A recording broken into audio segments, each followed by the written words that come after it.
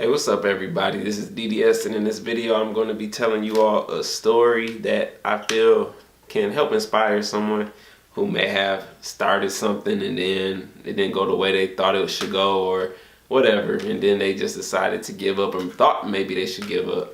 So let me get started. Back in 2011, I was making beats. I started making beats. I don't even remember what year it was, but it was when I was in high school. So in 2011, I was 1 year out of high school. I was working at Tim Hortons, and I used to make beats on FL Studio whenever I wasn't at work or at school, because at the time I was attending college. And Twista was coming to town. I don't know if you guys know the rapper Twista. No, let me see if it focuses. Yeah, anyway, the rapper Twista. He's one of my favorite rappers. This is one of my favorite albums. I'm gonna get to that in a second. He was coming to town, and you know, me being at that time like, oh man, my beats are cold. I'm about to go up here and give him some of my beats. Man, I'm telling you, I'm gonna make him a beat CD. That was a while ago. So I don't even have a CD player in my car. I don't have a CD player on my computer. So CDs are kind of outdated. If you're going to give somebody some music, don't do CDs. But at that point in time, it was still cool. People still were using CDs. So I went and got some blank CDs, burnt about maybe 15 beats on there, put my name, my phone number, all that stuff on there, and I went to meet Twista, and it was at a store in Ann Arbor, and I was sitting there, and then it started raining. There was a little line. Then the people said, oh, he's running late. He'll probably be here in another 30 minutes to an hour. So I walked around, waited around. Long story short, 4 hours went by, and he finally showed up, went back, got in line, and was just like, man, I'm about to give Twista some beats. This is about to change my life. This is about to change my life. So I sat there. So I'm next. The moment when I'm next in line, it was like my heart started racing. I started sweating because I'm like, oh, this is the moment. I gotta make this. So it was like, all right. I went up there, handed him the CD, introduced myself, told him I'm a big fan. This is one, if you haven't heard Twista's Adrenaline Rush, it's one of my favorite albums. It's a good album. You can listen to it all the way through. As you see, I got it signed. I'll keep this forever. I got the little light on it, so it's a glare, but yeah, it's a sign. Like I said, one of my favorite albums. I got onto this album very late. Got onto this album when I was in high school. So ever since then, it was like I'm talking about after Slow Jams, Twista, and all that. It was like, oh, he did stuff before then. Let me go back and listen. And this became one of my favorite albums. I could listen to this and feel like I'm in Chicago. Him and Traxler did a good job on this, and this is actually something that inspired my darker sound, because a lot of people don't make darker sounds in music. Well, at least I'll say in the commercial or popular music, it's not really dark. But to me, this album is really dark, and then at the time, I'm a teenager, I just loved that dark stuff. So it helped influence my dark style. And then Traxler's one of my favorite producers.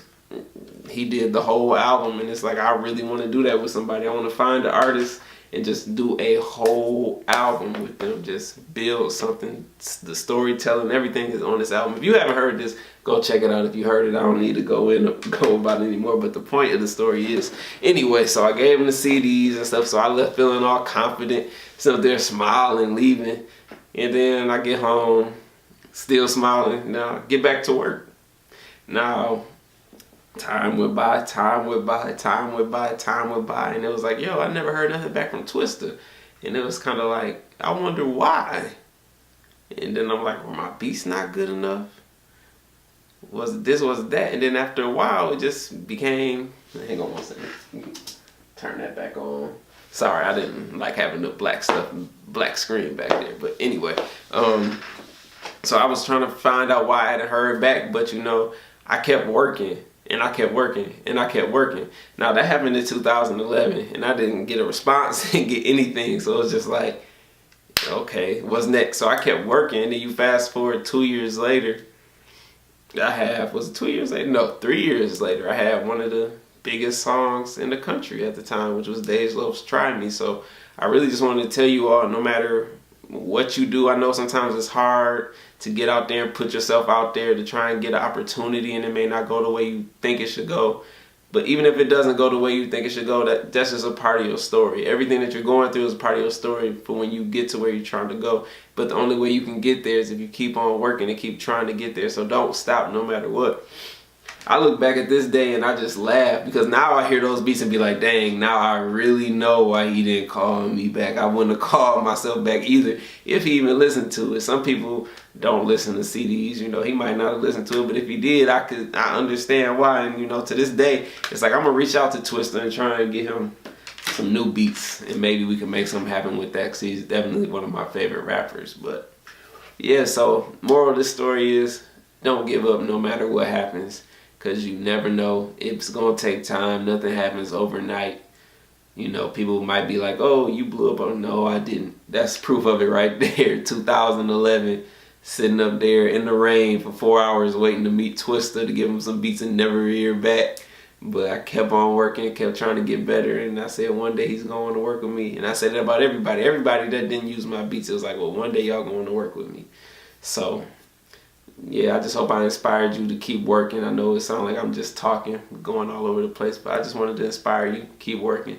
No matter what it is you're going through, maybe you tried to get beats to somebody. Maybe somebody told you your beats are trash or not what they're looking for at the time. So don't take offense to that. Just keep working. Make yourself better. Make your music better. It's going to get better. Thank you for watching. If you're new to my channel, please subscribe. If you're not new, please like, comment, you know, share it. I appreciate you all for watching. Thank you.